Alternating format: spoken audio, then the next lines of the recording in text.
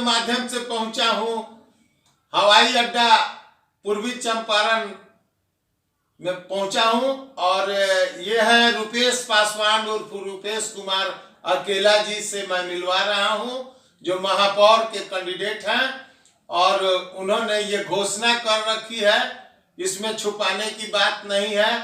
अन्य प्रत्याशी अभी कह रहे हैं कि कोई जान जाएगा तो लोग मिलना शुरू कर देगा, ये बात इनमें नहीं है। ये काफी खुले भाव से इस मैदान में आना चाहते हैं और जनता से पूर्ण संपर्क में हैं और जात जमात से ऊपर उठकर इनकी राजनीति शुरू से रही है और साथ साथ कई मंत्री, कई बड़े विधायक, कई बड़े पार्टियों के शीर्ष के नेताओं से इनका निजी संबंध रहा है और ये जात नहीं जमात की राजनीति करना चाहते हैं। मैं चाहूंगा कि आप मेरे माध्यम से, बिहार हक तक के माध्यम से इस पूर्वी चंपारण के दर्शकों को ये बतावें इस शहर और अपना पूरा परिचय दें। मैं रुपेश कुमार अकेला, मैं मेयर के चुनाव के लिए हमारे मित्र, बंधु, अपने लोग, सारे लोगों की इच्छा है कि मैं इस चुनाव को लड़ूं, इन लोगों का आग्रह है, इसलिए आप अपने राजनीतिक इतिहास को बतावें कि आप राजनीति में आपका आगमन कब हुआ। मैं 90-92 के आसपास नोटिफाइड एरिया कांग्रेस का अधिसूचित क्षेत्र का अध्यक्ष रहा। उसके बाद मैं लगभग 2006-07 में लोजपा में प्रदेश महासचिव, प्रदेश उपाध्यक्ष भी रहा हूँ। उसके बाद लगभग 16-17 में मैं बीजेपी के समर्थन में रहता हूँ। छात्र राजनीति के बाद आप जो समाज सेवा में आए, उसमें आप कौन कौन सा समाज सेवा करते हैं इस जिले के? हम लोग गरीब लड़कियों की शादी कराते थे, विधायक जी ढाका में करवाते थे, घोड़ासहन में कराते थे। हम लोग उसमें उनके सपोर्ट में लोगों को ले जाना, ले आना, लड़कियों को खोजना, इन सभी कार्यों में हम लोग की रुचि रहती थी। हम लोग उनको मदद करते थे, हम लोग उनके साथ लगे रहते थे। गरीब कन्याओं की बहुत सारी ये 4 साल तक हम लोगों ने 101, 51, 251, 551 गरीब लड़कियों की शादी की है। इसमें कहीं भी जातीय आधार से शादी विवाह का कार्यक्रम आप लोग नहीं कराते थे, ये जात जमात से ऊपर उठ के कराने का काम? हिंदू की भी लड़कियों की शादी होती थी, मुसलमान समाज के भी लड़कियों की शादी होती थी,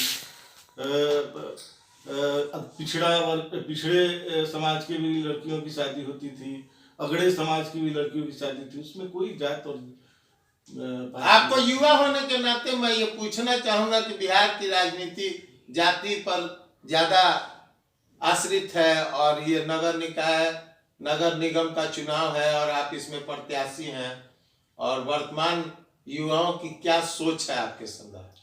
मैंने तो कभी जाति की राजनीति नहीं की।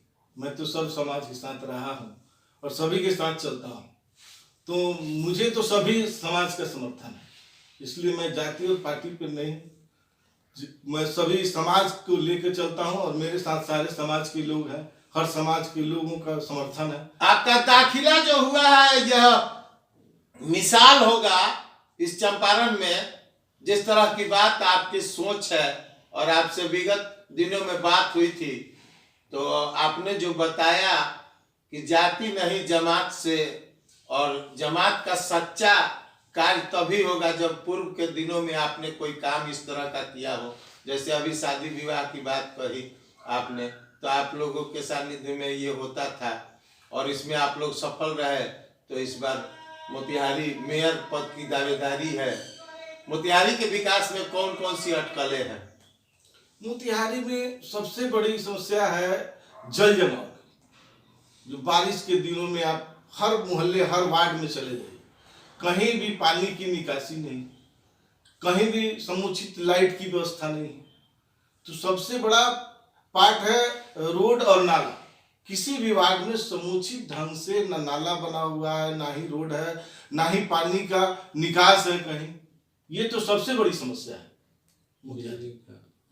जिसको हम लोगों को अगर सौभाग्य प्राप्त हुआ तो इसकी कठिनाई इस मोतिहारी के लोगों को नहीं हो।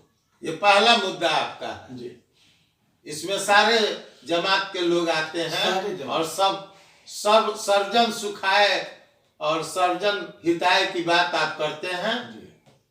वर्तमान आपकी क्या आग्रह है तमाम चंपारण वासियों से, नगर निगम के तमाम वोटरों से क्या कह के आप वोट? मैं तो यही कहूंगा कि सारे लोगों से कि जाति और पार्टी से ऊपर उठकर मदद करने की अपील है।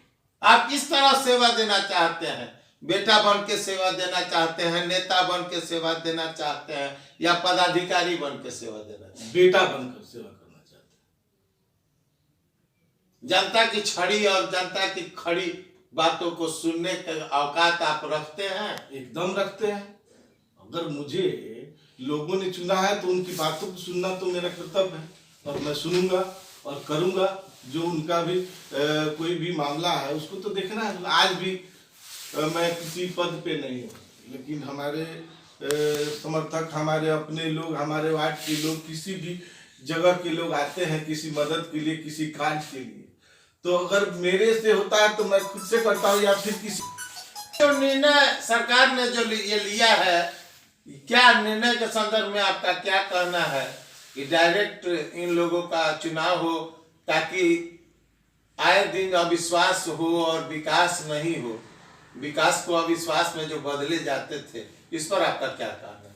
ये तो बहुत अच्छी बात है, सरकार की अच्छी पहल है, जिससे कि ये खरीद फरोख्त और ये सारी समस्याएं खत्म हो गई। जनता डायरेक्ट अपने मेयर को चुनेगी और कल जनता डायरेक्ट बात करेगी अपने मेयर से कि हाँ हमने आपको वोट किया है, आपने ऐसा काम नहीं किया कि क्या करना चाहिए। लोगों का सुझाव मिलेगा, लोग हमसे कहेंगे, जनता हमसे बात करेगी, कहेगी। पहले तो ऐसा नहीं होता था, वो तो वार्ड पार्षद लोग चुनते थे और वो मनमानी। जनता ने अगर आपको प्रतिनिधि बनाया, युवाओं ने, माताओं बहनों द्वारा अगर आपको मौका मिला, तो इस शहर को पहला तोहफा आप क्या देंगे? शहर को सबसे पहला तोहफा हम देंगे नाला।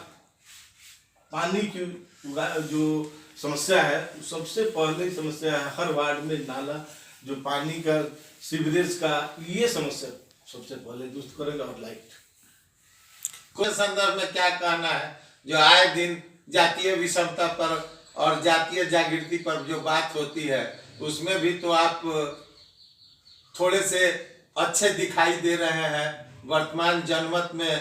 क्या सारे लोग आपको लेके चलेंगे? क्या उम्मीद आप रखते हैं?